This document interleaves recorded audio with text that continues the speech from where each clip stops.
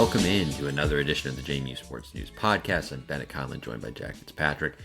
And Jack, I'm glad we took a week off. Happy New Year's Eve, man. Happy New Year's Eve, because the Oregon game broke my soul. Yeah, you needed this week off. Yeah, I did. I've never seen you that down and out. I was genuine. I was contemplating texting Caroline to put a like a wellness check on you because of the from the end of the Oregon game to probably 24 hours ago. You were inconsolable. The texts I received from Bennett may have been some of the saddest texts I've ever received from anyone ever. It was brutal. It didn't help that I was sick for like most of December. It was really getting me down. So now I'm feeling a little better. The health is coming back. You really were sick. The brain is coming back. I was battling, dude. I think I had some sort of flu, super flu type thing for a while in there. It's going around. Watching the Oregon game very ill. Yeah, it's going around. So I got, and it was breaking me. It was part of it, man. It's like, I can't get healthy. And then they really took, we can start here, I guess. I mean, they really took belt to ass. Man, you're just already completely just saying, screw it to the outline. It really broke me. And I just want people to know that it broke me. Okay, well. Like, I was like, they could hang, this defense could hang, they got dogs. And then I watched the first drive, and I was like, oh my God, it's over. So we'll get to that in 1 second. I do just want to say, shout out to Sign Pros. They've been our sponsor for the entire football season. We've absolutely loved working with them. If you need any sign needs, I mean, they gave us, it's over there in my office, a fantastic tablecloth for To the House. I keep saying it. I need to put the order in to get a JMU Sports News one because we plan on doing a lot more live events in the calendar year 2026. But everything that you could ever imagine with our friends over at Sign Pros, whatever you need, marketing materials, things that really make your brand pop, check them out in Harrisonburg. Even if you're in the Richmond area, the Northern Virginia area, I know you're going to Harrisonburg for football games, for basketball games, whatever it may be. Give them a call, check them out online, and put in your order for your brand, for your company, and just pick it up when you're in Harrisonburg. It's easy. That's what I did. So we really appreciate Sign Pros, everything they've done. Also, please fill out our survey. The link is in the description down below. This is a survey that I don't think we've ever really done before, but this is just an opportunity for us to get feedback from you, the listener, telling us what we do well, what we don't do well. There's some demographic questions in there as well, like age, weight, height, just the normal stuff. No, it's age, gender, location, things like that kind of help us find more sponsorships, kind of can tailor what we are looking for in sponsors a little bit better. So rather than casting a wide net, we've learned that I think 95% of our listeners are male. Maybe we don't go after, I don't know, a dress shop, but we could go after a Christopher William Jewelers. I'm getting too in the weeds here. But we really appreciate it. Fill out that link. Let us know. Do not hold back. Be rude to us if you want to be rude to us in what we do poorly. Be nice to us with things what we do well. And the link to that survey is in the description. So with all that out of the way, go ahead. How did it break you, Bennett? It just really broke me, I would say, based on, watching it and how it played out. They had like a post-game win expectancy of 0%. Like, they just got bodied so bad in the first half that, like, the way they fought back was impressive. They didn't quit. I was proud of their fight, and they deserve a lot of love for that. But, like, they were outclassed, like, more than I thought they would be. Offensively, I was shocked at how solid they started the game. Like, they for the first 3 drives, they essentially kind of went like offense. Now they didn't get the points that they were needed. That's part of it. Is like the offense in the first half was solid. They had 6 points. I've got thoughts on the Pat and Mo show. Blocked field goal again. They did like the Nick DiGennaro pass was sick. I mean, they were moving the ball in the first half. They just weren't scoring. The offense did a lot better than I thought they did. Nick DiGennaro was great. Landon Ellis was battling through some pain. Played well. And that's I think my point on the offense. Like, I expected the defense to keep the hope alive in this football game, and very quickly realized that, the defense is not going to keep hope alive in this game. Very quickly I realized, Oregon is going to do whatever they want to do whenever they want to do it. To stay in this game, we are going to have to pray to good Lord Almighty that Oregon is going to make some just crazy, stupid errors, just like dropping the ball, like literally just handing the football over to JMU and giving them those opportunities. Now, Dante Moore did that a couple of times in the second half, but the game was already well out of reach. It made the final score look a little bit better than I think it otherwise would have. But man, the defense got shredded, and that was just not how I expected that game to play out. Yeah, and I think what maybe irked me the most is like when JMU fans were like, they're a couple plays away from winning the game because of what they did at the end to make it look closer. It's like, no, they weren't. Like, they got killed in the first 45 minutes of the game. It was embarrassing in many ways, and I did not think they were going to get embarrassed. So it was a little bit eye-opening to me, where I was like, Oregon's talent differential can't be that big. It was that big. They were just running go routes, and the corners wouldn't turn. It was insane stuff. It was an embarrassing loss if you watched every second of it, and thank goodness in 4 months people will not be going back and watching the film, and they will just see the final score and see that JMU put up over 500 yards and scored over 30 points. And I know that's the thing JMU fans are pounding their chest about. That was pissing me off, too. And the team accounts are pounding their chests over. What is the team account doing mid-game saying they got 400 yards? Would you go there to get a yardage total? Look at Mom, look at all my yards, Mom. That's not what you came there to do. You came there to win the game. You're right. Really pissed. That was upsetting. I hated the team account.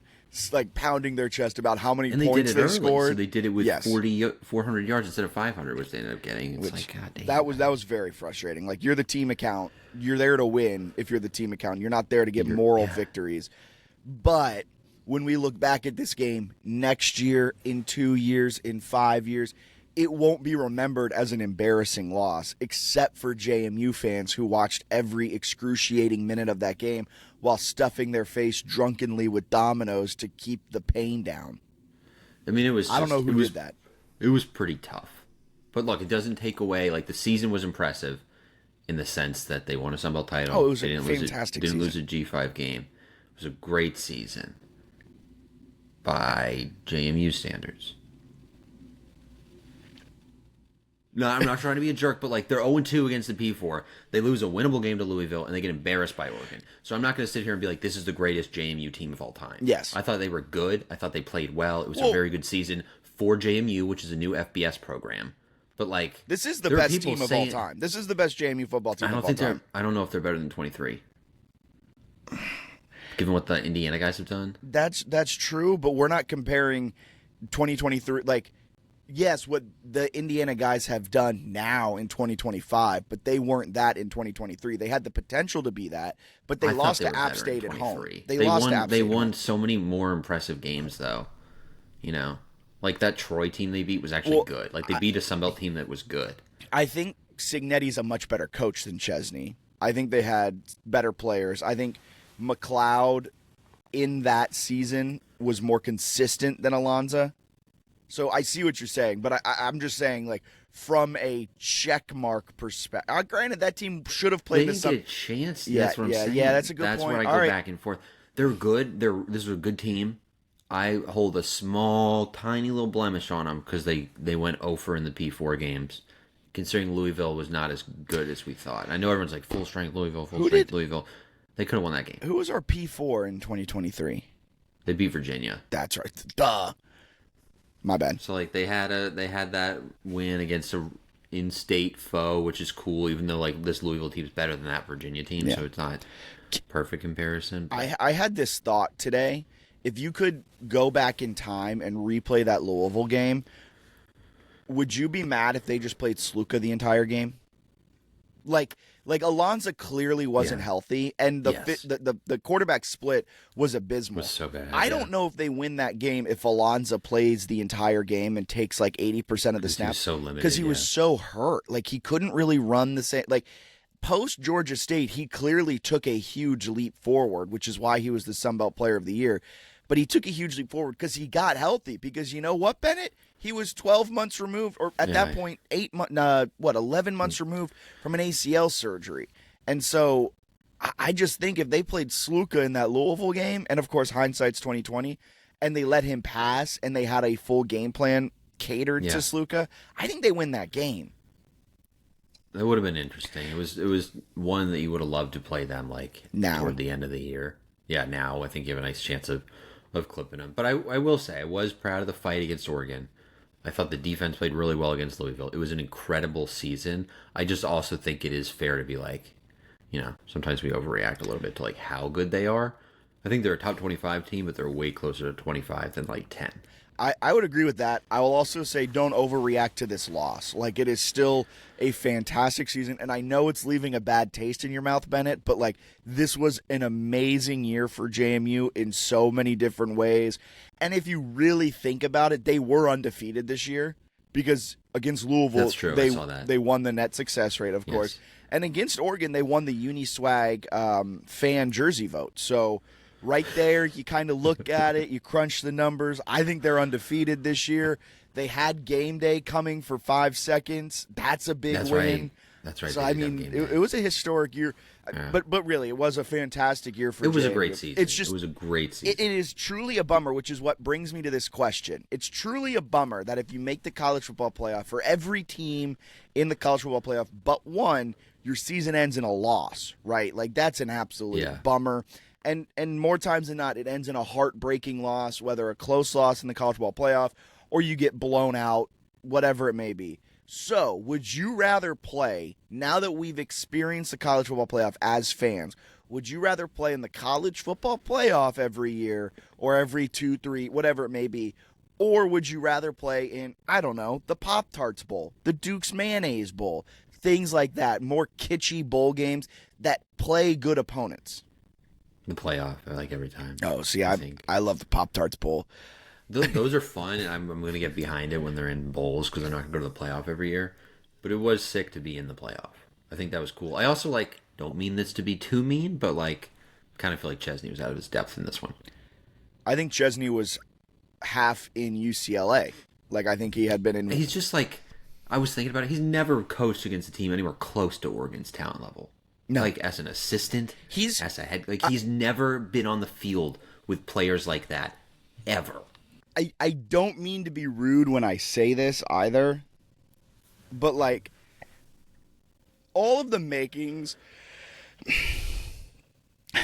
I don't want to be rude to Chesney. I want to see him succeed. I think it helps the JMU brand when, the former coaches perform well. You hear it on Monday Night Football when Joe Buck is waxing poetic about Kurt Signetti and Troy Aikman's crying about how UCLA is bad and Joe Buck's like, don't worry, Chesney's coming. That's crazy to hear, right? The makings are there for Chesney to fail at UCLA. And it was on display against Oregon. This is a guy who's never coached against coaches like Dan Lanning, and he's going to get a Dan Lanning week in and week out. If you had to build a program for the next 10 years, are you picking Chesney or are you picking Ryan Day? I mean, I think it'll be harder for him than it was for Signetti. That's what I mean too. And going from East Coast to West Coast, that's tough. He's bringing over a lot of the same assistants. It's been announced that Drew Cannon's going over, Chris Smith's going over, Hitchler's been officially announced, Kennedy's been officially announced. He's doing a good job as well of finding some West Coast guys, specifically on the recruiting front. Yeah. But I am just going to be fascinated, I tell you, to see how Chesney plays out in Westwood. We'll see. It just seemed like they were out of their depth in the first half. Yeah. And then the second half, they were maybe settled in. Oregon probably out of I know people were like, oh, Oregon didn't play any backups. Yeah, they did. But they also kind of took their foot off the gas, I assume, mentally when they're up 48-13. And Dan Lanning was not happy. Punched the ball into somebody's butt. Which I guess gets you a P4 opportunity. Maybe. So let's take a quick break. Quick break here. And then we'll be back and talk about the transfer portal as that has impacted JMU at this point. For more than 20 years, SignPro has been proudly serving the Valley, helping local businesses stand out and get noticed. Whether it's vehicle wraps that turn heads on the road, dimensional signs that elevate your storefront, or long-lasting banners with yard signs, we bring quality and experience to every project. With a reputation built on craftsmanship and trust, we're here to make your message impossible to miss. Visit mysignpros.net and let's showcase your business with confidence. That's mysignpros.net. Love JMU Sports News? Help us keep bringing you the best coverage we possibly can. Support the show and fuel our work at buymeacoffee.com/JMU Sports News. Every cup keeps us rolling all season long. Buymeacoffee.com/JMU Sports News. Big win, huge play. Don't just remember it, wear the moment. Breaking Team makes shirts that capture the game's biggest highlights right as they happen. Gear up today using the link in the description. College football's back, and it's time to upgrade your game day gear. Right now, claim 15% off at Home Field. The best retro and vintage apparel in the game. Rep JMU in style. Don't wait. Check the link in description to get your 15% off. All right, welcome back into the JMU Sports News Podcast. So you teased it. Lakota Dipree is going to test the transfer portal. Yeah. So he's in the portal. Alonzo Barnett's in the portal. Everybody's in the portal. Just assume that everyone's in the portal. I'm just going to go through it here, at least okay, all right. Offensively. All right. Offensively. Brace yourself. Alonzo Barnett, portal. Wayne Knight, Iowa Day, portal. Then we go to wide receiver Landon Ellis. He's in the portal. Nick DeGennaro, he's graduated. Any other wide receivers in the portal?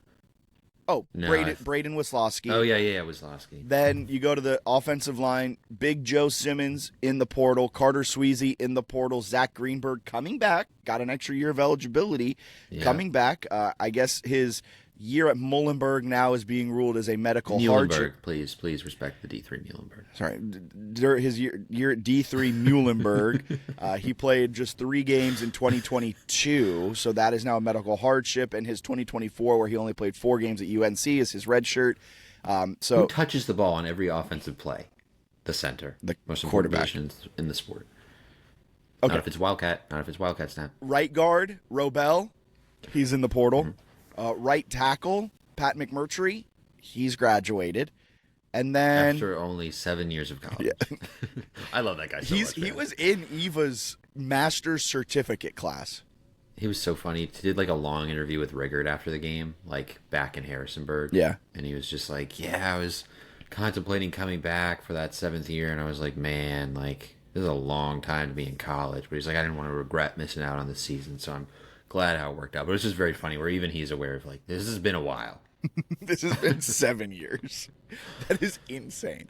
So that's the entire offense. For a moment, it was all 11 starters were either portaling or graduating. Now Greenberg's coming back. So 10 of the 11 starters from the college ball playoff game are coming back. Are gone. Sorry, yes, are gone. That's a bad. Can you imagine if they brought everybody back, though? Do you see Boise State fans are like, what's wrong, James? It's like you have so much more NIL money and your coach didn't leave. It was just, that would seem like the pretty obvious difference, right? Was that their coach. Also, I thought it was funny where it's like Boise State returned all these players from their college football playoff team. It was just fucking ass. They lost like 5 games. Congratulations. It's like, oh, you guys were so reliant on Ashton Genty. I get it. You had a generational talent. Then defensively, Aiden Gobira, he's gone. Sahir West, he's gone. Justin Eaglin, he's gone. Amar Thomas, DJ Barksdale, Emmanuel. Do you know how to pronounce his last name? Eziogo or whatever. Eziogo, Tyler Brown, Michael McMullen. Something like that. Cristiano Rosa's gone. Not a huge loss. Kickoff specialist. I don't think I'm missing any big names, but it's a lot. It's a lot, and it hurts. Yeah, I think the thing that kind of stands out with a lot of them is I don't think any of them are like irreplaceable. Maybe Wayne Knight. But I think the thing, they're all very good. They're all like very none of them good. are like none of them are. There's a lot of guys out there who are not great, but or I guess Sahir West maybe in Wayne Knight, but the guys who are very good, like losing one of them doesn't hurt. It's the volume.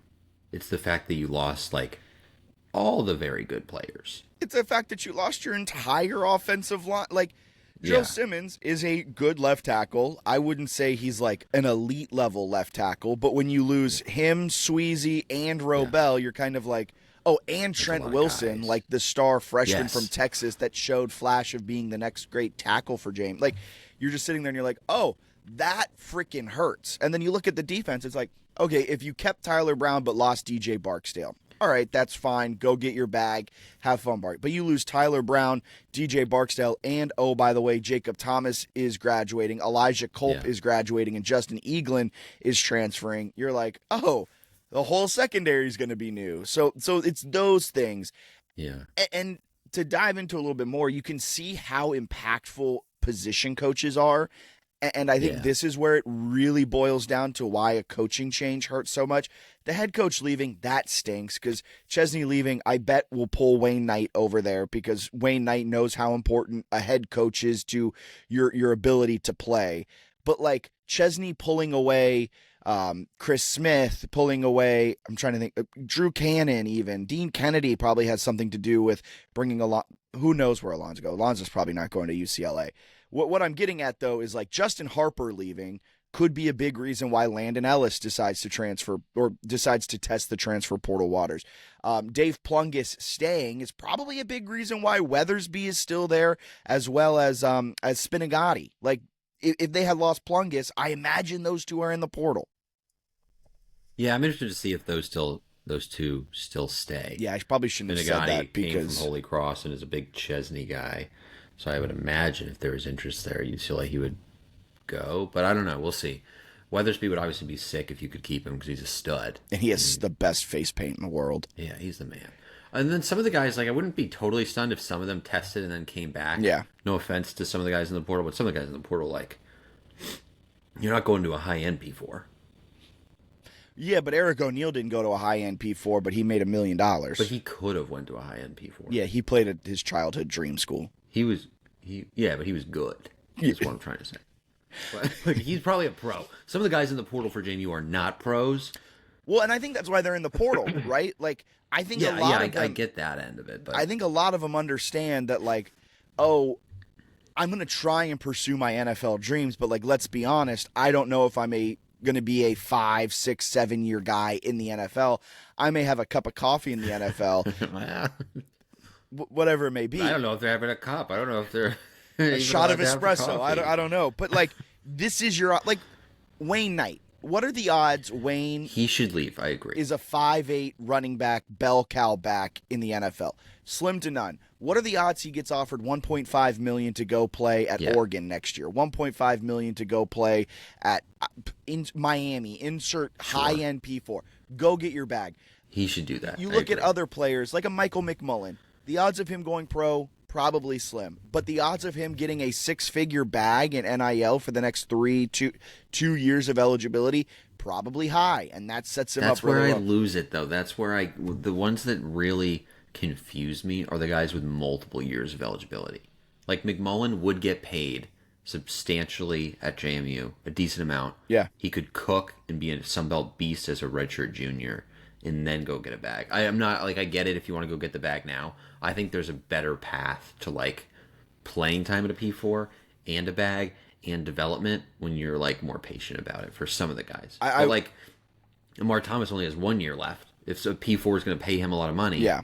Go get it. I get it. Yes. I get it. I guess I just lose it a little bit when they've, like, barely been there, barely played. Like, I don't know, like Dipri at tight end. Yeah, is one that confuses me.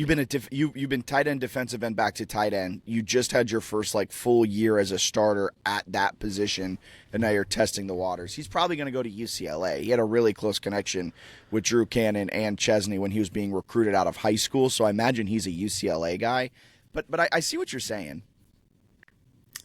I guess I just hate the portal is more of it. Like, I don't fault them for going to get paid. Like, I would also go get paid. I think some of them maybe are getting bad advice because I do think there, like, is obvious playing time there. like if McMullen's going to go get paid by UCLA or something, like go do it, man, because they'll probably play you because it's the same coaching staff. But if you're trying to go to like how many snaps did Daryl Dengoy play at Rutgers? I forgot about him. I can't imagine it was many. I will check, but like he's a guy that I think could have been a huge impactful player this year at JMU, and then set himself up for a really good opportunity to get paid. And from what we're hearing, like the NIL offers here to some of these kids are pretty substantial. It's not like they're going to get peanuts for a year and then go and get a bag. Like they'll get a pretty substantial piece of pie this year, and then they could go cash in again next year. Now, I think a lot of this is also boiling down to the fact that it's a brand new coaching staff. There's a lot of question marks up in the air. Like I think 90% of these guys in the portal right now would not be in the portal if Chesney had stayed or if their position coach had stayed.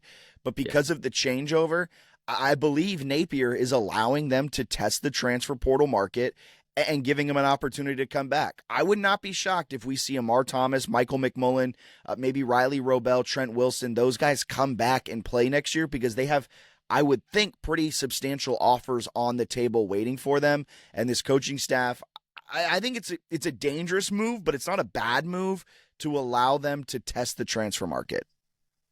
Yeah, I think that makes a lot of sense too. I'm seeing that Dengoy played 49 snaps. It was unclear if he got banged up or not, but he played the first 4 games of the year. Looks like he might have gotten injured. So maybe he was playing more than I thought he was. 49 snaps, 4 games, 7 tackles, 4 games. Maybe it would have made a lot of sense. I just think he would have been like a Sunbelt freak. Like Sahir West. Sahir West, if he stuck around for his redshirt sophomore year, would probably put up 15 plus tackles. Sacks. He was so good already that I kind of get him more. Like some of the guys that are like rotating and they're getting some reps and then they're like, I'm going to go get a P4 bag. Feel like they're a year early, but to each their own. They can make their own decisions. I think it sucks kind of because like, I don't know what JMU is supposed to do because they are offering more money, but the money that they're being offered by P4s is so giant that it's just hard to compete. It's impossible to compete as a G5 team. Like the funny money that these schools have, it's just impossible. The funny money Oregon gave Tulane's running back, like the star running back from Tulane a year ago. He was then their 4-string running back over at Oregon. He never saw the field, but he was getting paid like $2 million. Like Tulane can't compete with that. JMU can't compete with that. Wayne Knight is probably going to get $1.5 to $2 million. Sahir West is probably going to get $1 million, according to a lot of like the projected reports coming into the transfer portal season.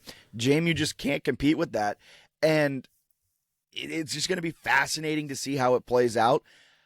I think this just needs contracts. You just need contracts. There needs to be some sort of set in stone, like you're going to get this player for 2 years, then you have the opportunity to renegotiate, and he has the opportunity. Like the fact, and I know it's what everyone says, but it is just so true, that there is just free agency every year completely unchecked is wild. Yeah, I agree. And I also think like, I would be interested to see what JMU could do. Like we talked to Mike Battle about like the alumni club and the connections they're making with some of the players. I guess what would they do for transfers or things like that? How can they find ways to like get people to stay? I know I was reading about Kevin Cahill at Lehigh, and he got people to stay an extra year because he's like, you're gonna get all these connections from the school and set yourself up for jobs later in life. I mean, like, there's really no reason they should lose Emmanuel Ezekiel or whatever his last name. Maybe that's why they're losing him. There's no He reason. listened to this podcast and he goes, these dipwads. Eziogu. Who can say? Who can say? Him, Nobody probably. knows. Probably him. Probably Manny. Nobody know. No, I don't know that he could. It's just like that's how hard a last name it is. Let me see. Do they have a pronunciation guide in this guy? I don't know. This media guide? I don't know. Well, I'm gonna look. I love the I can hear Eziogu. Okay, there you go. Eziogu. Okay. So we got it. So you have to stay now. No, but like he's a redshirt freshman and he like was a rotational player and was a beast there. But I guess like if he's not going to UCLA, like where's he going? You know what I mean? So I guess maybe he just wants to follow Chesney because he knows that they have a plan for him. I think there's a lot of these guys are going UCLA. Okay. All right. Well, then maybe it'll make more sense then. But like he's one that would have been, I think, like a Sunbelt star that could have gotten paid by another school eventually. But that's just, hey, just It's just my take. I think a lot of these guys are going UCLA. I'd be interested to know how much. I mean, it won't come out, but like how much they're getting paid. Because like I don't know. I guess it's just like they like the trust, the familiarity of the staff. But some of these guys were in line to be stars with multiple years of eligibility left, and still would have gotten bags, but also had a chance to actually like play. Yeah. In 26. That's all. It is tough. Life is a G5. I had that whole rant, I think it was 2 off seasons ago now, where just like life is a G5 sometimes stinks. Like life is a G5 fan. You finish up this fantastic historic year, you make the college football playoff, and you blink and you're not even a senior heavy team, and you all of a sudden have lost all 11 of your offensive starters. You lose your entire secondary. Your entire defensive line is gone, and you're just standing there like the Fresh Prince of Bel-Air meme with Will Smith standing in the empty living room. And it's like, where did everyone go? Where did everyone go? And it's just... And I get... Yeah. Go ahead. No, I was just going to say on the flip side, like to argue against myself for a second. Please. Like there is value, I guess. Well, there is. In if you leave for 2 years, you get a bigger deal for 2 years or 3 years in college than if you don't go pro. You've really set yourself up for life. So I get that aspect of it for sure. I'm not faulting any of the players. It's a don't hate the player, hate the game type of thing. Like if this is the cards that you have been dealt, go out there, get your money, ball out. Maybe I'm in the minority here. I will happily sit down and watch Landon Ellis highlights next year. I love watching Elijah Surratt.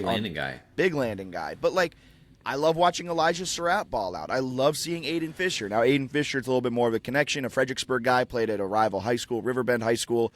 But like, I enjoy seeing Aiden Fisher in Deep End and all of them like ball out when I'm watching Big Noon Kickoff. Like, that's freaking cool. And if Landon ends up at UCLA, or if Landon ends up at, I don't know, Virginia Tech, something like that, I'm going to sit there and I'm going to enjoy watching him play. I'm going to enjoy watching Sahir West just dominate tackles in the Big Ten for some. Like, that's my approach. Like, I'm not hating the player. I hate the game. The game is so stupid. And this time around, it didn't break me near as much as it broke you, because you were going through it about 72 hours ago. I'm less inclined to root for UCLA than I was Indiana, because I loved Sig. Man, his late night DMs were something. I just really liked like the way he went about things. He was here for 5 years. Chesney was like trying to leave after year 1. I'm not like, he's a good coach. He handled things very like professionally.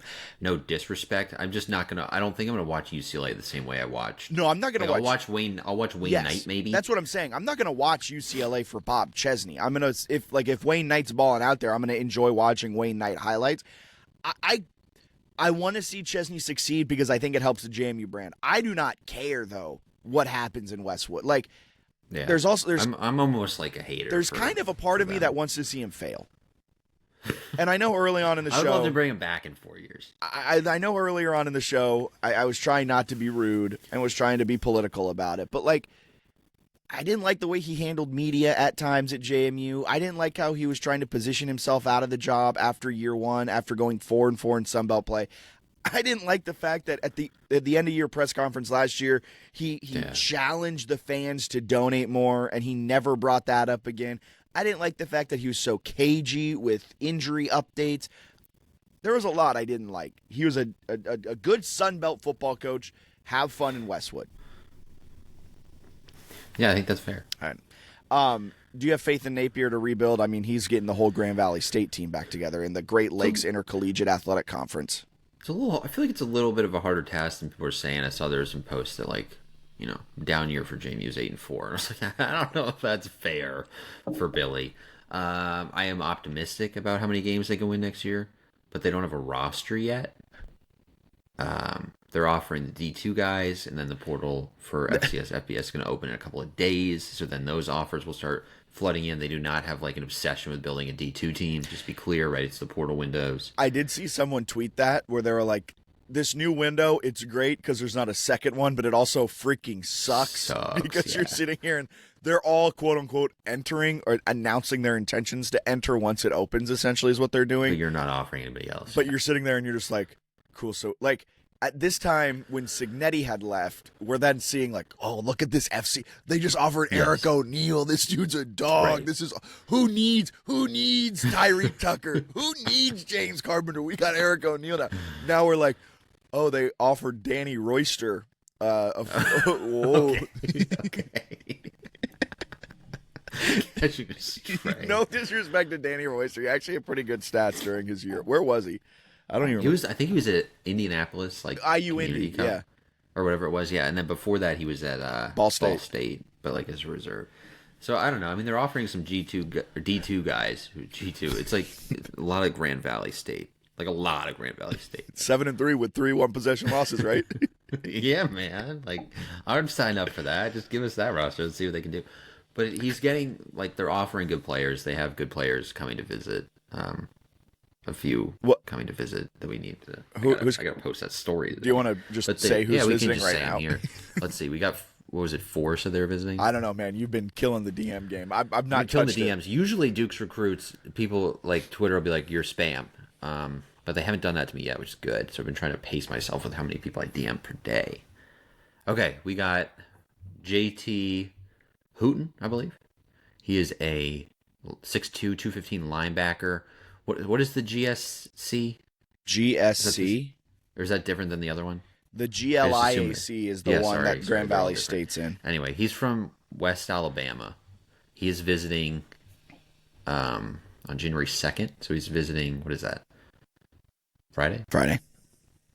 He's visiting soon. He got a lot of FBS offers. Liberty offered him. South Alabama offered him. Arkansas State, Western Kentucky, Kennesaw State, Delaware, Texas State, Jacksonville State, Southern Miss, JMU. So he's been pretty solid G5 target. Visiting on the 2nd, I think there's a decent chance that they got him so early on the visit that he'll certainly be in the mix. That's a good one. They've got Parker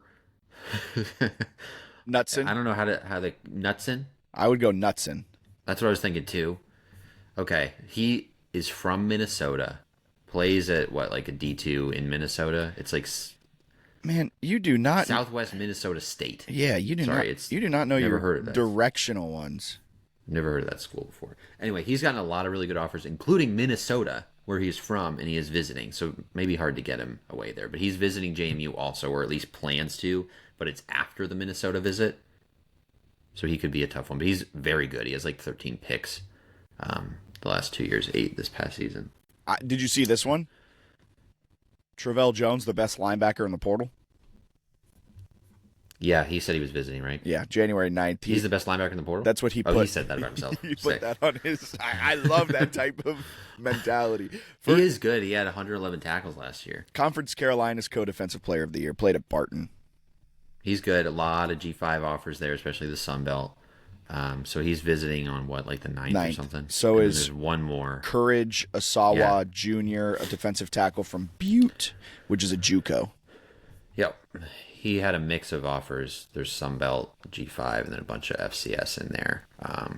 He'd be a solid one. He's like 6'4", 300 pounds with a big old wingspan. I love how when you start talking about transfer portal stuff, you go into this like trance and you're just like starting to dream what next year's team may look like. Yeah, it gets exciting. And, Billy Edwards is in the portal. Former Maryland guy, former Wisconsin guy. Like, is he trying to come in here and compete? The Maryland had a backup enter the portal. He was a baller at Highland Springs here in the Richmond area. They had a couple of backups who were All good. their backups went into the portal at Maryland. But Christian Martin, he played at Highland Springs. Christian Martin, do you know what he accomplished at Maryland? What did he accomplish at Maryland? It was the spring game, and he cooked Justin Martin and Malik Washington. He was the spring game MVP for them. He put on a show. All right, so he's in the portal. Excited to see where he ends up. I mean, he is an 804 legend. Won the state title with Highland Springs. An absolute baller. Really nice guy, too. Met him when Highland Springs lost to Maury, Elijah Moss Williams' Maury team in the 2025 state championship. But there's a lot of guys out there. Anybody's going to come back? Do I think anyone? Yeah, I think there's going to be a couple that come back.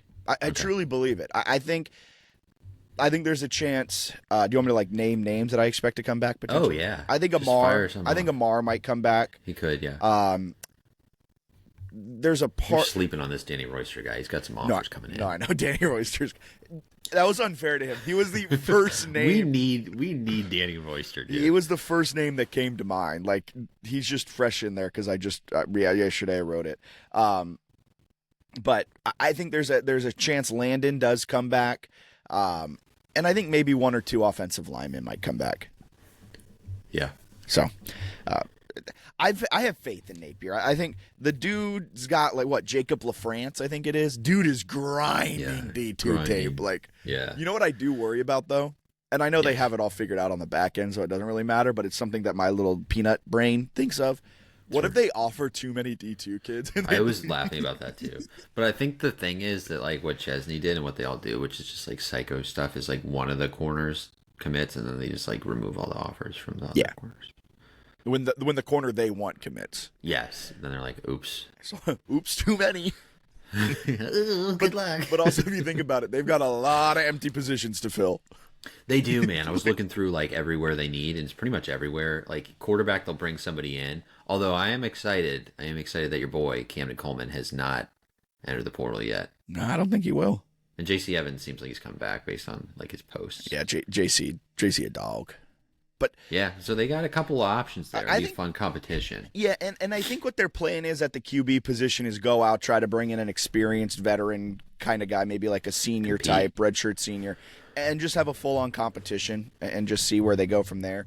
I do think Cam Coleman has a really good shot at being QB1. I think he's a very good quarterback, and I don't think that is. Yeah. I don't think that's a secret. If people have listened to this podcast, they know that from his Richmond days, I'm a big Cam stan. I also hate when people in the portal, UCLA fans are like, "Oh, I want this guy, I want that guy," unrelated. Our new offensive coordinator came from East Tennessee State. They got some really good underclassmen on that roster. I don't know if they're in the portal, but come home. Their leading receiver is a freshman from Charlotte. He played wherever. Julius L. Chambers? Yeah. Bring him home. Bring him home. KJ. Dude. 6'1" freshman, averaged 17 yards a catch. Isn't Concepcion also from there? I think so, yeah. So bring him home. Right? There's a lot of guys that we could go ahead and just bring home. They had some running backs who were doing some really good stuff for them that are underclassmen. You look at a guy like Jason Albritton, 5'9", 220. Bennett, you scare me. When you get into your transfer portal trance, your eyes get so serious, your voice gets really monotone, and you just start reciting names. I was just in my trance, man. They also, they had the sickest collection of transfer quarterbacks. They had Cade McNamara and Jacoby Criswell at East Tennessee State last year. They both played. And they had Jake McNamara, which I can only assume is his younger brother. I can only assume. Doesn't seem correct, but I like that for him. All right, let's get a quick break in. It is his brother. It is his brother. Okay, at the buzzer, we get that figured out. We'll get a break in, and we'll be back with some listener voicemails. Love JMU Sports News? Help us keep bringing you the best coverage we possibly can. Support the show and fuel our work at buymeacoffee.com/JMU Sports News. Every cup keeps us rolling all season long. Buymeacoffee.com/JMU Sports News. Big win, huge play. Don't just remember it, wear the moment. Breaking Tea makes shirts that capture the game's biggest highlights right as they happen. Gear up today using the link in the description. College football's back, and it's time to upgrade your game day gear. Right now, claim 15% off at Home Field. The best retro and vintage apparel in the game. Rep JMU in style. Don't wait. Check the link in description to get your 15% off. For more than 20 years, SignPro has been proudly serving the Valley, helping local businesses stand out and get noticed. Whether it's vehicle wraps that turn heads on the road, dimensional signs that elevate your storefront, or long-lasting banners with yard signs, we bring quality and experience to every project. With a reputation built on craftsmanship and trust, we're here to make your message impossible to miss. Visit mysignpros.net and let's showcase your business with confidence. That's mysignpros.net. What's up, Jack and Bennett? It's Delvin Joyce, the People's Choice. I know I get to do a show on Monday and talk about this onto the house, but I wanted to make a call because I just touched down in Eugene, Oregon.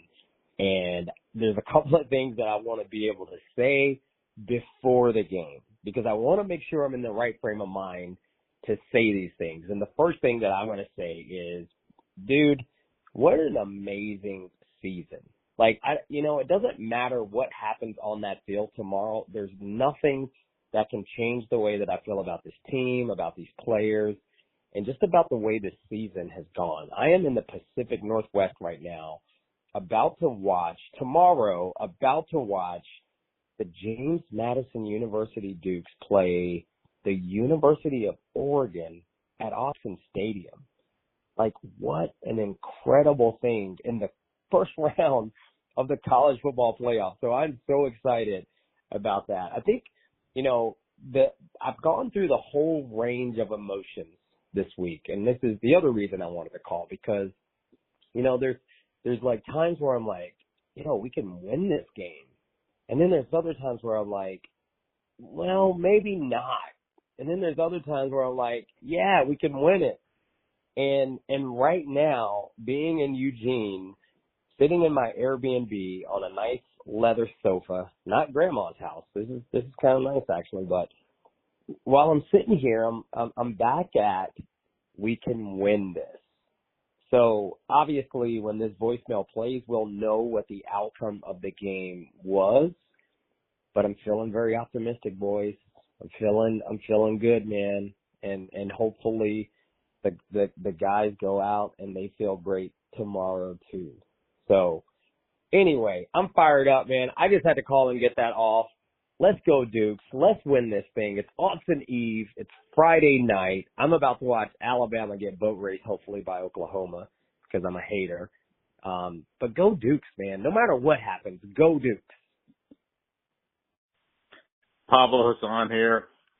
Got to say, hey, you know what? Great showing. Much better than what I expected. But yet again, AB3, throwing behind receivers, some really bad throws. Really think he was both the reason why we were close, but also why we didn't close. We left 14 points on the field.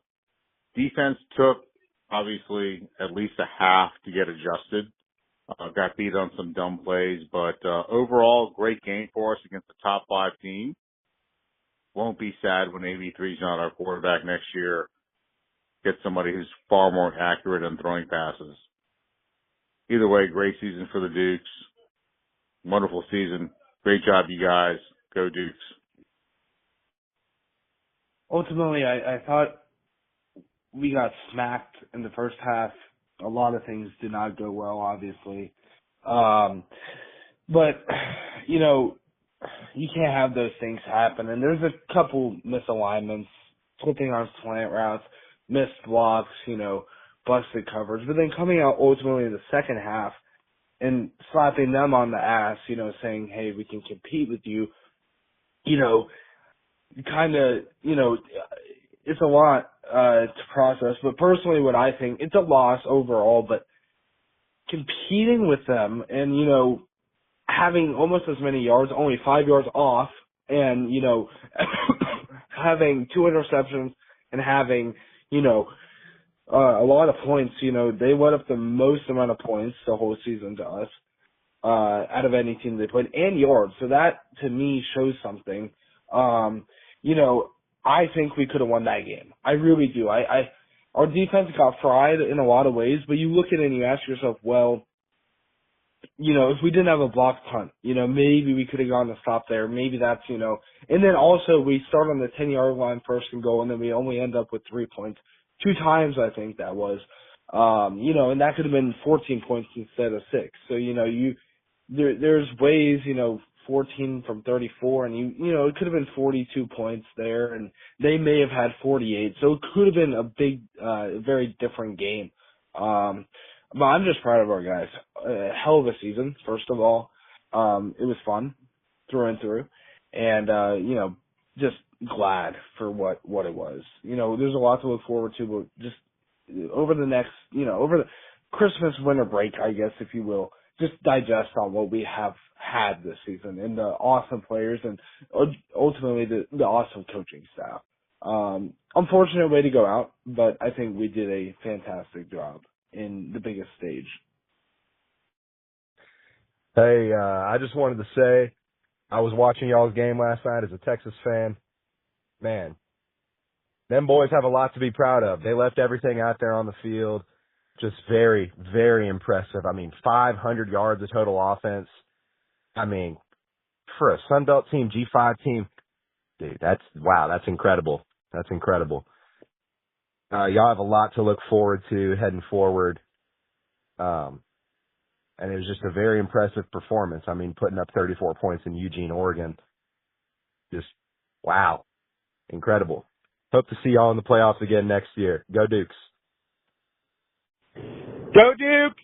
JMU fan Jack here. Rough loss last night, but the boys fought to the end. We're the only team to score more than 30 points against Oregon and put up 500 yards, which is more than Cignetti did. Just saying. But overall, hell of a season. I'm proud of the boys. The Chesney era was awesome. I'm ready for the Napier era. Thank you for all you do. Also, thanks to Jack and Bennett for all you do for the program. And I loved listening to the pod this year. I can't wait for next season. Roll Dukes!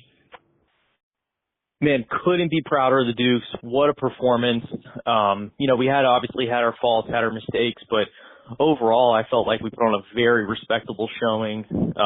It was just really fun to watch, and, sitting at the bar, it made me really proud of this team and proud to wear my JMU gear. So overall, Oregon, I think we were just kind of outmanned. De Janeiro obviously had an amazing game. Thinking back to the beginning of the season, it really frustrates me how underutilized he was for the first 3 games or so. But, coulda, woulda, shoulda. Moving forward now, I think we're going to be fine. This was, sort of the best season we've had, really, if you think about it. So I think next year, we always continue to go forward. We always continue to get better as a program. I remember, Mike Houston left. It was the end of the world. Then Cignetti came. He was what he was. He left. Bob in the college football playoff. I think the Billy Napier era, I think, is going to be, just a level above even that. So really exciting. Go Dukes, and can't wait for next year.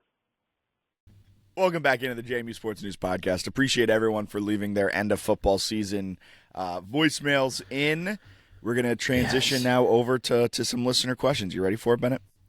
Yes. Okay. You want the first one? You want me to give you the first one? Well, I did want to say before we get there, huge week for the Sun Belt and bowl games. Georgia Southern got a win, which is massive, and then future Sun Belt member Louisiana Tech picked up a win as well. Who'd they beat, though? I don't know. Current Sun Belt member, Coastal Carolina. That's right. Isn't that funny, though? There were some people replying to the App State Georgia Southern one. They were just like, App's in the Sun Belt, too. It's that's the dumb joke. That's the whole point of it. Yeah, I know that.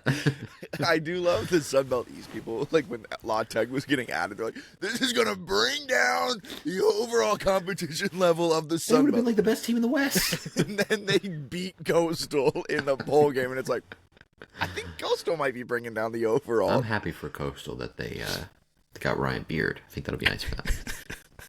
That's the whole point of the joke. Did you know that? Yes, I did. A JMU focused podcast. Did you know App? The Sun Belt? Yeah. Yeah. You know App's in the Sun Belt. Oh, I thought we just scheduled a lot of home and homes with them. My bad. It's the only Sun Belt opponent most of the fans care about. Yes, we know about that one. All right, this is from Synogs. Way too early thoughts on win total next year. We basically know the schedule. Some hand-wringing remains over Virginia Tech, but Liberty, UConn are winnable. Crossover should be home, Arkansas State at South Alabama. Is 10 wins crazy to think is still definitely attainable, even with the current skeleton crew? Synogs, I'll start here. Yes, that is crazy to think. Virginia Tech probably won't. I FOIA'd the contract. Yeah. Here's the thing with it, and we're hearing in the circles that Virginia Tech is going to cancel one of these games. They haven't figured out which one yet. if Virginia Tech cancels our game, they owe us the same amount of money that they would owe us if we played them. So financially, it doesn't make a lot of sense. And now if you're sitting there and you're Virginia Tech, you just saw a coaching change, the roster get pillaged. You have hope that you could probably beat them and shut up the little brother from down 81. Like, I don't know it's a foregone conclusion as much as it was a month ago that Virginia Tech would cancel the JMU game. But with that being said, that's not a winnable game. Like, Virginia Tech's going to be good next year. That's going to be a toss-up. Liberty, UConn, both are winnable. But look, I would set the over-under at 7.5. I'm going to wait until they have a team. Nope. This is the question's right now. It's crazy to say it's 10 wins when they don't have anybody. I'm quarterback one next year right now.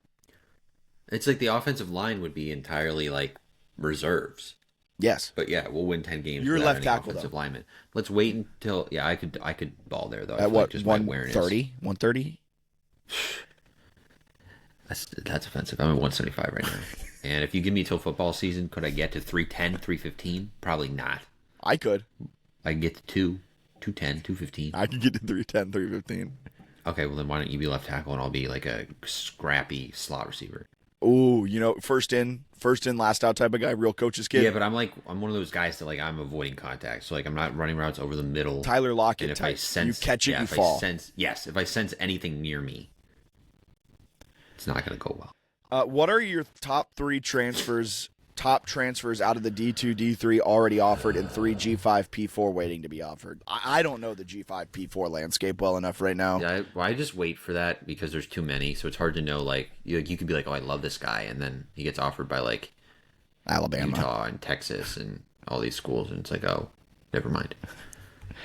Also, I'm a huge bandwagon Michigan fan now, and I'm thinking about making a. Are you a Kyle Whittingham guy? No, I am a Sharon Moore guy. I'm a Jason Beck guy. And he seems like he's going to be the OC. And their DC, Jay Hill. That is just like my dream coordinator duo. So I'm a Michigan guy. I might do a Michigan pod this next year. Okay. Top targets. We're Danny Royster guys. Yeah, Danny Royster guys. Yep. There was somebody else that I really liked in here. Knutson would be great. As Bennett scrolls through that, I'll plug the transfer portal tracker.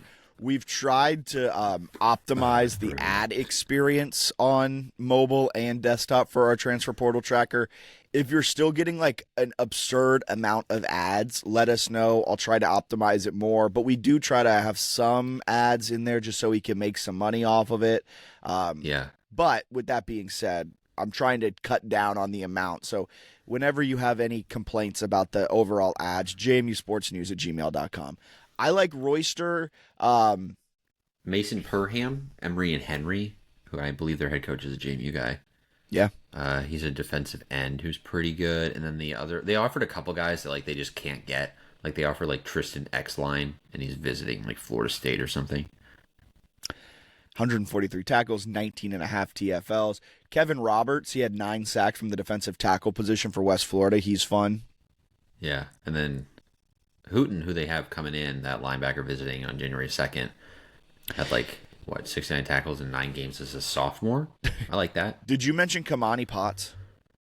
I have not, but he's a good one. Defensive end. He played in just 8 games but had 7 TFLs. Where'd he play? Grand Valley State, baby. They fucking love Grand Valley State. They offered their whole goddamn team. Another Shepherd guy, Demir Minka, JT That Kwame was because Yao. Kwame Yao redshirted. Nobody's talking about him, man. I think we're fine at linebacker. I think Kwame Yao is going to be like a He's going to be a star. star. Yeah. Based off of the conversation we had with him last year when he's like, yeah, I just started playing football like 3 years ago. And it's like, oh, and you were like one of the best linebackers in all of Division II? I'm glad he redshirted, and he's got a chance to really play a lot. And look, and now he's recruiting over Demir Minka. Yep. I mean, hopefully, right? Can you just load up on Shepherd and Grand Valley State guys? That's a D2 All-Star team. Roll Dukes asked, who are your top transfer quarterback? We'll do that pod once the portal opens and there's a more clear, set. It's also clear who's in the portal and actually available. Camden Coleman or J.C. Evans, who's the better option in-house for QB1? I'm a Cam guy. Yeah, I think JC's hard because, we've never really seen him pass the football. JC run right, JC run left. So like, Dean Kennedy did a disservice. If he's going to be the guy to throw it. Yeah. We've seen Cam throw it in college games. Yes. Very well. Very well. Like, so it's top he of certainly the would have the edge with the experience. But I also think like if they have those two and those are like two of your best guys, I mean, like I honestly think you would do some sort of like Sluka-esque package with JC because he is a freak. Yes. Athlete. What, he's like 6'4", 2 something, fast. Yep. Andrew asked @_ not Jimmy Fallon. I'm really glad he put that because I thought he was Jimmy Fallon. I thought it was Jimmy Fallon. Yeah. Obviously, this level turnover stinks for fans, but I wonder, as the top-tier developmental younger FCS guys see almost all JMU starters, parentheses, possibly, get bags, won't this really incentivize them to see JMU as the premier destination to get paid? They're only 1 year away from money. Yeah, I mean, that's a rational way to think about it. It's less fun than crashing out, but yes, they're going to get some like lower-level guys because they know that they can get paid. Well, also, they can get paid at JMU more than they were going to get paid. I also do think, though, like, yes, you're right. And I do, Chesney definitely leaned into that. And Chesney knew where they were in the pecking order. And I think Napier might have to figure that out a little bit. But if anyone knows where the G5 sits, it's the guy who coached at the G5 level, then the P4 level. Yes. Like, Napier also knows where JMU is, and he can leverage that as a recruiting tool. I will say, though, 2 years ago, I would have said this is an awesome place to be in if you are a G5 team, be the premier destination for these lower-level guys. It sucks. It sucks. We get them for 1 year. You fall in love with them. You fall in love with their game, and then they're gone. It fucking sucks. Like, Jesus Christ, man. I'm tired of this. We got Landon Ellis for 1 freaking year. Good for him. He's got a lot of talent. Go be great. We got Eric O'Neal for 1 freaking year, man. That's bullshit. We identified him from LIU. He was playing in baby blue and yellow. And Chesney and company said, I know I'll be coaching a baby blue team in 2 years, but for right now, he can come to Harrisonburg and ball out. And it's just not fair that then Rutgers gets him. It's annoying. It's stupid. Sure, it's good, and they can field good teams. But as a fan, I'm sick and tired of this. Yeah, it's not fun. Jamie's got to go to a P4. You're right. It is more fun crashing out. Yeah, Jamie's got to go to a P4. They got to get to a P4 ASAP, and then they got to just invest. And then you're in the SEC, invest. Then you expand the stadium to 100,000. Then you're in the NFL. You blow up you put it on the quad. You have another stadium on the quad. You play your first half on the first half on the quad, and then everybody walks over and you play the rest there. That's the goal. All right, Mason Duke asked, considering the rumors of this is one of the best questions we've gotten in a long time. Considering the rumors of animosity between Signetti Chadwell and Chesney Ronnie, what's your too early prediction for Napier's bad blood Sunbelt rival? Tony Gibson. I was going to lean that way too. I think that would be a good one. I was thinking maybe the ULL replacement, but I forgot his name. DeVreaux? It's like DeSormo or something. Yeah. I feel like they'd be pals though, because he was there with him. Yeah, I know. And they just promoted him. But I would also love that if he just like hated his former assistant. They don't like even play. Just taking random pot shots at him at like Sunbelt Media Days. I think Tony Gibson, probably a guy in the East. It's like going to have a respectable team year in and year out. I think that would be a good one, yeah. Mark Klug, can you let us know of any players that had meaningful snaps that you know are staying that might help carry the culture forward? Zach Greenberg. He led, I think, the whole team in snaps. I think he did not miss a snap all year. 925. No, that doesn't. There'd be more snaps than that, right? I don't know. He led the team in snaps, so who knows? Yeah, I don't know. But he's a big one. Who else is? What are other snap leaders returning? Quick, use your PFF fingers. I am. It's like none of the players. Smoke Collins isn't in the portal, right? Smoke Collins is not in the portal. He played 225. Really? Yeah. Defensively, Gannon Weathersby played 539. I like it. Gotti 463. I like it. Yeah. We got this question in from Nathan. Could we see a better portal haul than 2024 since JMU has more money than it's ever had? I feel like we could, yeah. It could be a great portal haul. Could be the best portal haul ever. It could, but it also could blow up in the face and be absolutely abysmal. Like, that's what's so tough about this. It's like, I don't know if it's going to gel. That's going to be the problem. When you have that many players, like you saw it in year one, when you have that many players, they got to play the name game a lot. I'm going to say, like, if Napier, like, get that team to a pool ASAP. Let them swim in the community. God, I fucking hate Chesney. Imagine how many more games. I'm gonna listen to his UCLA stuff. It's like a hate watch, man. I hope he has like somebody asked him an injury question in week 4 and they're like 1-3. He's like, what? He could have not landed at a better Big Ten school though. I know, nobody gives a fuck. Where no one he's not even he's gonna have more media at JMU than he will in UCLA. But I still can't believe that though. When he's like, we went to a pool, so we should be good this year. Imagine how many more games they would have won if they didn't play the name game. Do you ever think about that? I think about that all the time. I love it when they're just like, it's too loud at ULM. But, well, at least you know the holder's name. Also, I never came across someone that played the name game. It's too bright. Yeah, your camera is bright. Too bright, right. It's too bright. That is a lot of sun coming in. It's still bright. It is still so bright in here. Fuck. I'm so keeping this in. Whatever. It's just how it is. It's so bright. It's so bright. DJ Festivus asked, JMU's 2025 success created a national moment. Now it must be leveraged. What is Rowan doing? I have Rowan on my mind. Division III powerhouse in men's basketball. We got to offer some of those guys if we can. Men's football. I don't know if they have football. You know what their not logo, their mascot is? We could benefit from offering some of the basketball guys probably. What is it? It's an owl, but they're the profs, like the professors, the profs or profs. I never figured out how to pronounce it. Crazy. What's Roan doing about scheduling, media partnerships, a quote JMU football everywhere marketing campaign, and growing the brand in Charlotte, DC, and Atlanta, key alumni markets?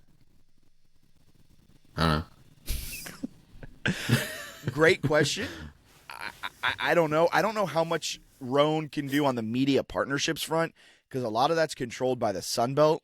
So, like, your media partnerships are kind of decided by the conference itself. Scheduling, we've talked about it ad nauseum about how tough it is to schedule when you're a top-end G5 school. Like, I imagine he's trying, but something I heard about Bourne as well was a lot of these P4 teams would only schedule either, like, 2-for-1s or, like, no return date, and he refused to do that, which is very valid.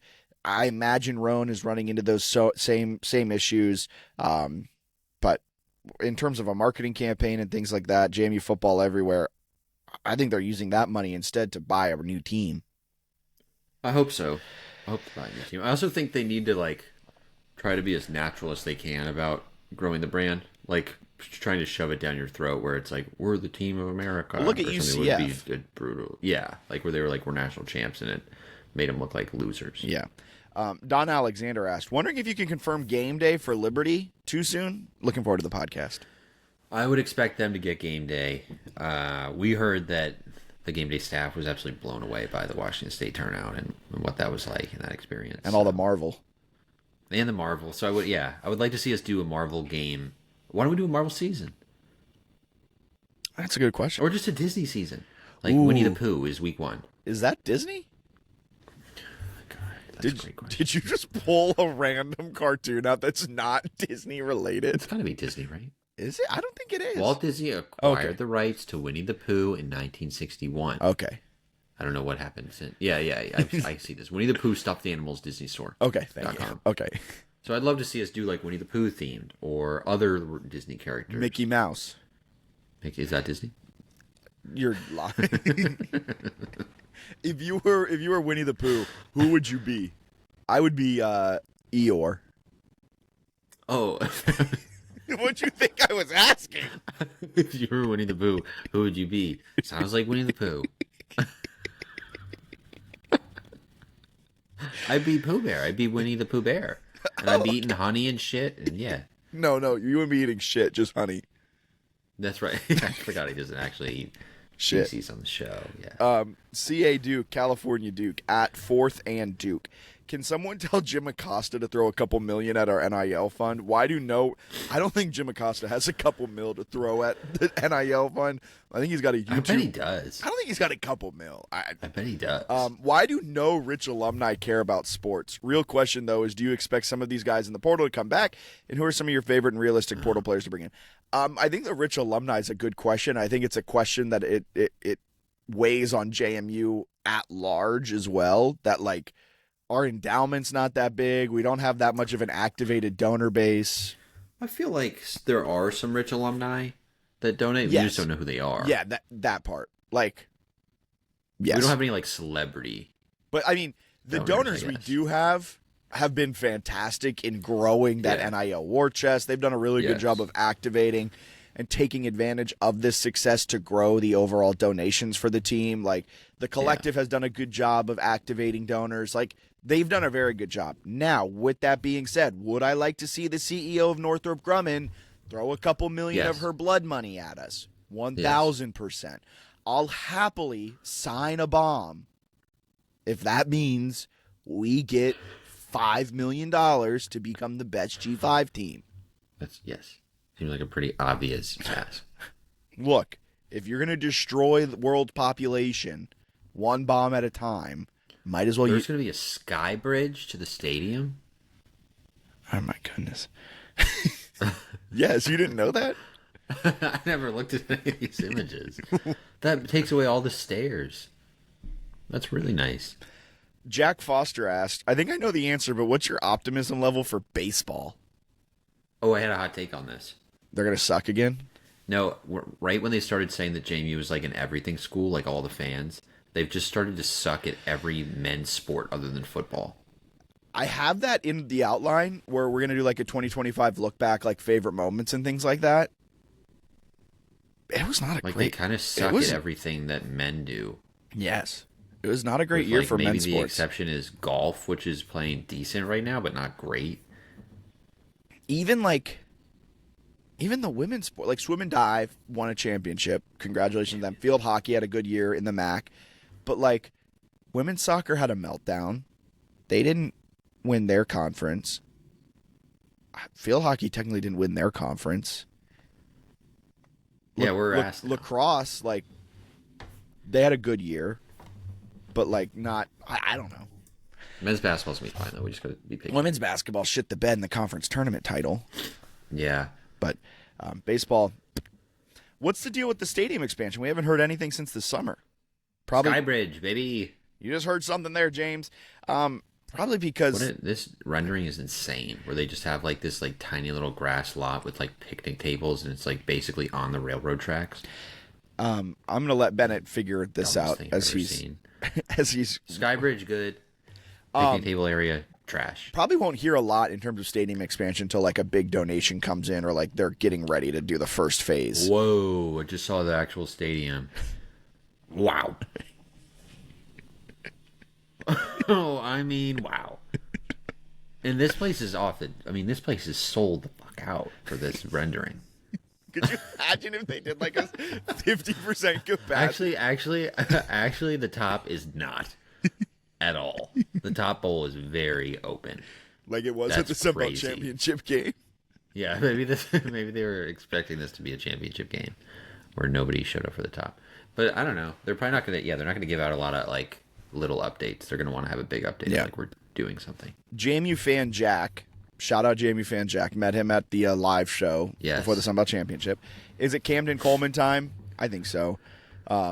It's going to be a very interesting quarterback battle. Another offseason of quarterback battles. I hope Billy Napier gives actual updates, or if he doesn't, be like Kurt Signetti and be funny with them. Don't be like Bob Chesney. Caleb asked, the highway bridge rendering is one of the dumber things I've ever seen. It's just like the same, except now they have like planters with flowers. How is that part of the master plan? All right, so Caleb asked, are we cooked? No, but it feels like it. Asked, y'all heard about this portal? Wars. No, I've not. I don't know what this portal is. And Leroy Brown asked, should the PIF buy G5 football? In case you were not aware, the PIF is the Public Investment Fund of Saudi Arabia. And then, then Leroy Brown then said, at PIF_EN, please buy us. I'm begging you. Hell yeah. Can I have a quick rant real quick? Yeah. I hate it when players out of eligibility tweet that they're declaring for the NFL draft. Oh, yeah. Yeah, I would agree. I know you are. You don't have any more eligibility. That's your next step. Gonna get a job now. I should have tweeted that when I graduated. Yeah, planning to get employed now. Thank you, JMU Nation, for all of your support these last 2 months. I've really enjoyed every moment of it. And with that being said, I'm officially declaring for the NFL draft. Technically, you don't have to declare for the NFL draft. Everyone's eligible to be drafted, like the military. I didn't realize that Mitch Kirsch was the primary play caller yesterday for TCU. Former JMU offensive lineman. Huh. People must have left. Kirsch was was he on the national championship team? Yeah. Tap. At TCU. What was his... You've got heavy fingers. Let's see what his job was. Tight ends coach, and he was calling plays. They must have had some really big... God, let's bring him home. Okay. All right. We gotta bring Brian Shore home also. Yeah, sure. Bennett's going off the rails here. What else we got? We've got to quickly wrap up here. We'll take a quick break and then we'll be back. Love JMU Sports News? Help us keep bringing you the best coverage we possibly can. Support the show and fuel our work at buymeacoffee.com/JMU Sports News. Every cup keeps us rolling all season long. Buymeacoffee.com/JMU Sports News. Big win, huge play. Don't just remember it, wear the moment. Breaking Team makes shirts that capture the game's biggest highlights right as they happen. Gear up today using the link in the description. College football's back, and it's time to upgrade your game day gear. Right now, claim 15% off at Home Field. The best retro and vintage apparel in the game. Rep JMU in style. Don't wait. Check the link in description to get your 15% off. For more than 20 years, SignPro has been proudly serving the Valley, helping local businesses stand out and get noticed. Whether it's vehicle wraps that turn heads on the road, dimensional signs that elevate your storefront, or long-lasting banners with yard signs, we bring quality and experience to every project. With a reputation built on craftsmanship and trust, we're here to make your message impossible to miss. Visit mysignpros.net and let's showcase your business with confidence. That's mysignpros.net. All right, welcome back in. Best JMU moments, JMU sports moments from 2025. Do you have any that just stick out to you in a big way? Yes. It is when Mark Freeman got benched for being late to practices for men's basketball, and then Xavier Brown got benched for yelling at coaches, and they were just going back and forth between which guard they should bench last year, and then still won 20 games. That was remember when Mark Freeman got randomly really hot for 4 games or something like that? They were cooking, and now this year they're cooking as well. They are in the top 325 of defensive efficiency on KenPom. How many teams are there in Division I? How many are ranked? I think it's 360 something. Cool. They're 324. So top 325. That's good. Very, very, very good. They are better defensively than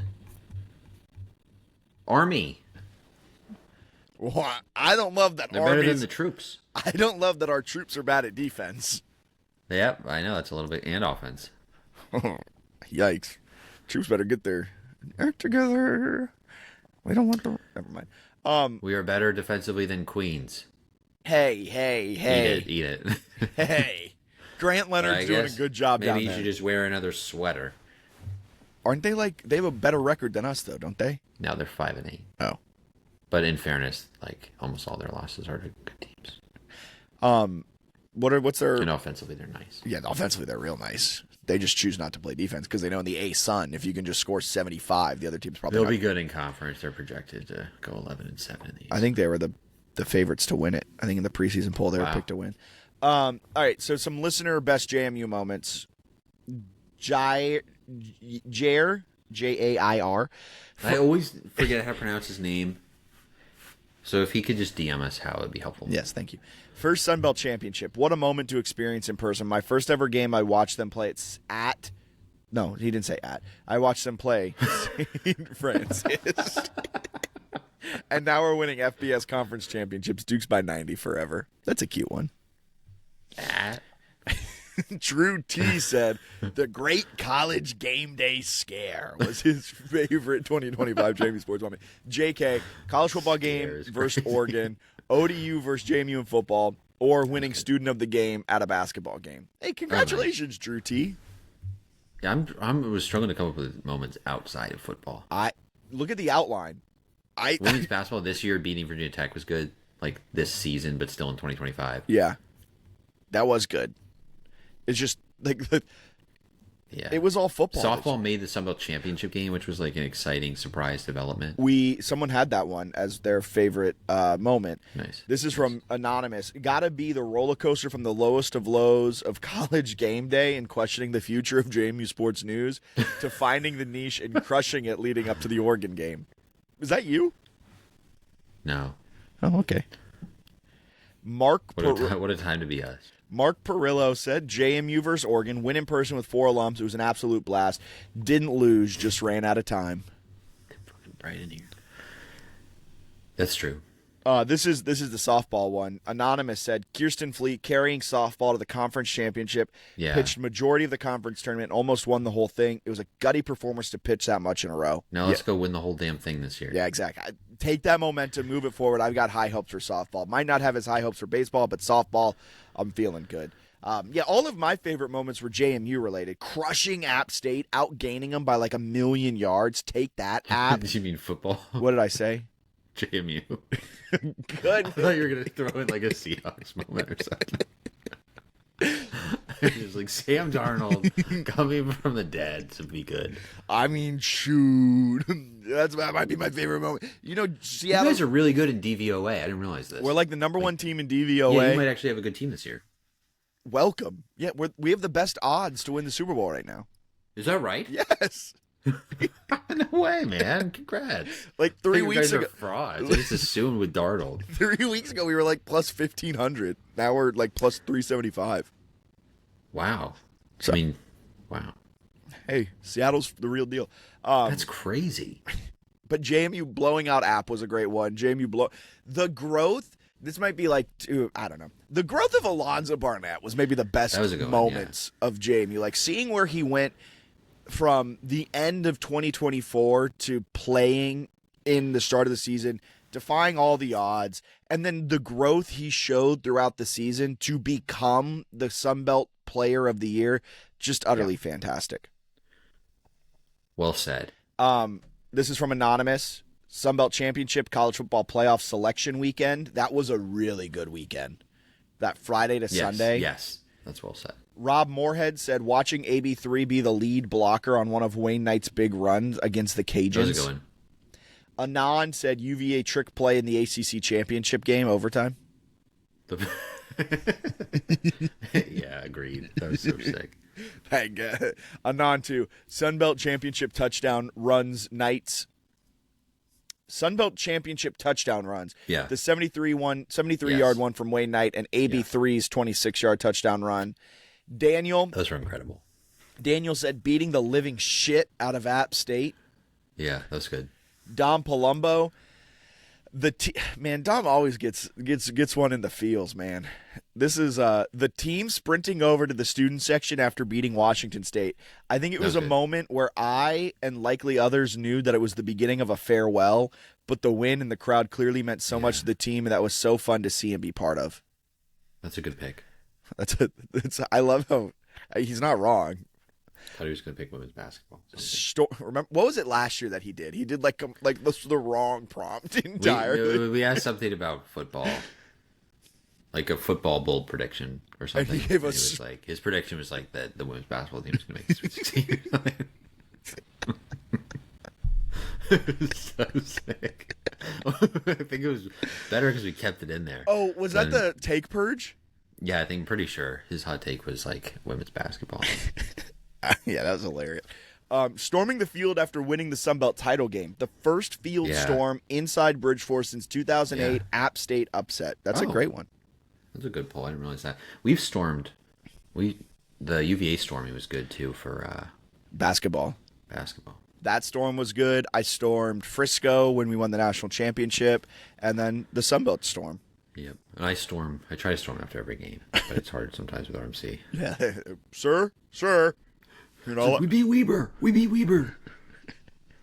Give me a chance. Let me talk to the guys. Get out of my way. You don't understand what this means for the program. Taking pictures with Sluka. Sluka took a ton of post-Sun Belt championship game photos, which was sick. And then this is from a non-Sun Belt championship and a non-Sun Belt championship. Nice. Good for them. All right. Anything else you want to add to your favorite moments? Anything like that? No. Okay. Didn't really have any after the Oregon game, you know. I kind of took everything out of my sails. Yeah, you're still hurting, aren't you?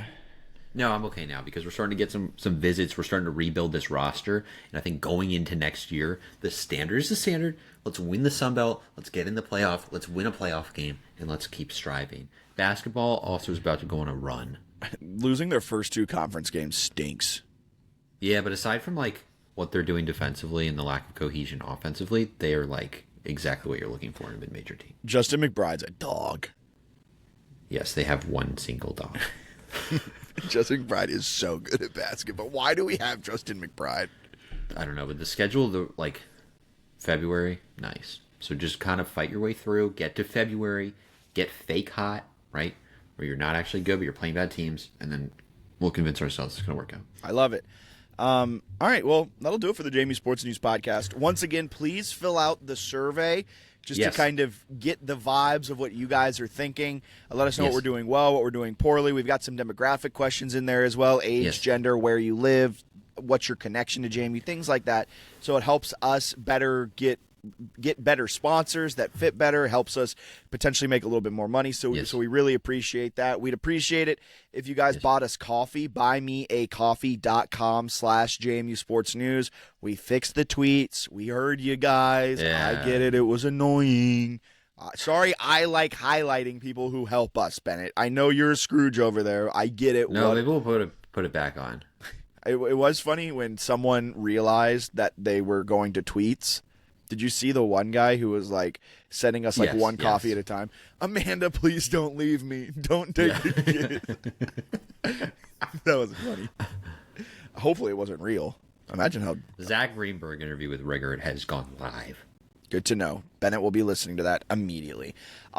Appreciate our friends over at Sign Pros for being a sponsor. If you're interested in becoming a sponsor, feel free to email us, jmusportsnews@gmail.com. And as the season has wrapped up for football, we'll transition over to more Dukes Recruits coverage, so you can follow them at Dukes Recruits. And that's all the recruiting coverage. Our transfer portal tracker will be updated probably daily, jmusportsnews.com. You can find it all there. Through the early parts of this transfer portal calendar, we'll likely continue having a weekly podcast, but then it may become more every... Mason Perham is drawing interest across the Power Four. This is devastating. Through the early parts of maybe February-ish, when the transfer portal starts to slow down, we may go to an every other week and then have a weekly podcast when it's necessary. But follow us on social at JMU Sports News, Twitter, Facebook, Blue Sky, Instagram, YouTube. Follow and subscribe. That way you never miss an episode. You're up to date with all of the happenings with JMU Sports News, and we would greatly appreciate it if you subscribe and rate us. That goes a long way on Apple Podcasts and Spotify Podcasts as well. As Bennett, man, you continue the crash out, huh? Yeah, I mean, that's tough. Like, you think maybe you're a leader in the clubhouse, and then you learn the Power Four program. You might still be a leader in the clubhouse. You might just really... Because we are building something. We're basically a P4. Do you think anything changes with the transfer portal before 2030? I don't know. I hope so. Like, it's a little bit ridiculous. Do you think contracts are going to get introduced? Do you think they need to have something, man? Also, like, men's basketball has become a joke, which I guess we talked about earlier. It's a fever dream for me right now. But they, like the Baylor guy. What the hell? We talked about drafted. That. We talked about that off air. Yeah. Okay. Yeah, he was drafted. Yeah. Now he's going to be a mid-season signing. I also think mid-season signings are stupid. Like, that's like probably the worst part of it. Yeah. Like, sure, yeah, say what you will about that, but like, even if you're getting like a high school kid as a mid-season signing, or like, it doesn't make any sense. But also, like, if JMU has the ability to do it, I'm not opposed to them adding something this year. Like, they're struggling defensively. Is there a shot blocker out there? Mark Williams, maybe. Yeah, I like that. Thanks. Also, like LeBron. Never played in college. He would be an absolute dog in the Sun Belt. I mean, imagine him chasing down, I don't know, insert guy here, Robert Davis Jr. Yeah, I don't know any of these players. Well, couldn't like, don't you think Wemby could win Sun Belt Player of the Year? I mean, he would have really tough competition with what Justin McBride is doing. Yeah. But it's true. Would you, yeah, here's a question. Would you, like, if you had Wemby and McBride, what's your shot split? Like McBride 75%, 25%? I mean, maybe. I might even or go is more. Wemby, you just focus on Wemby defensively? I think you might go more. You might be more go McBride offensively. I mean, the way he's shooting the basketball right now. Yeah. Look, is Wemby a spark plug off the bench? Look, there's a guy out there, Sean Dewar-Gordon. He signed to the G League. He entered the transfer portal last year at the tail end of the ODU game. He was the 32nd pick of the second round of the G League draft. He hasn't technically signed a professional contract. He was one of the best shot blockers in the entire Sun Belt a year ago. Go out and get Sean Dewar-Gordon. I will give you $100. Are you on KenPom right now? No. Good. I'll give you $100 if you can guess the name of the player who is KenPom's like Sun Belt All Conference Player of the Year. Justin McBride. No, it's for South Alabama. Major Applewhite. His name is Tony Douglas. Chase Harris. Chaz, maybe? But it's Chaze. Oh, Chase, yeah. Like a nice Chase lounge. That's so sick. He prior to South Alabama, he played at Lakeland Community College, Shawnee State, and Life. Life is a prep school, I believe, in the Richmond area. Shawnee State is an HBCU, if I'm not mistaken, at the Division II level. And Lakeland Community College, is that where Mickey Dean was? When was he there? Before. There's a prep school in Colonial Heights, which is just south of Richmond, still in the 804. That might be what they're referring to as Life. It's a prep school that some kids go to. Is that where he's from? He's from Ohio. Probably. There's probably a lot of Life out there, you know? Why did I think he was at... Mickey Dean went from Auburn to Lakeland Community College? No, maybe it wasn't Lakeland. It was somewhere else. But they're not even going to put it in his bio. This is disrespect. Where is he now? I think he retired. Oh, okay. Well, no, he was there first. Hold on, I gotta find this. Hold on. He started at Lakeland. Hold on. No, I can't even find it now. I don't know where the hell he was. Was it JMU? All right. For Bennett Conlin. Disregard me. I've been Jack Fitzpatrick. Thank you so much for tuning into the JMU Sports News Podcast. We'll be back probably next week. See, Happy New Year. Happy New Year. Thank you to everyone. Fill out the survey. Link in description.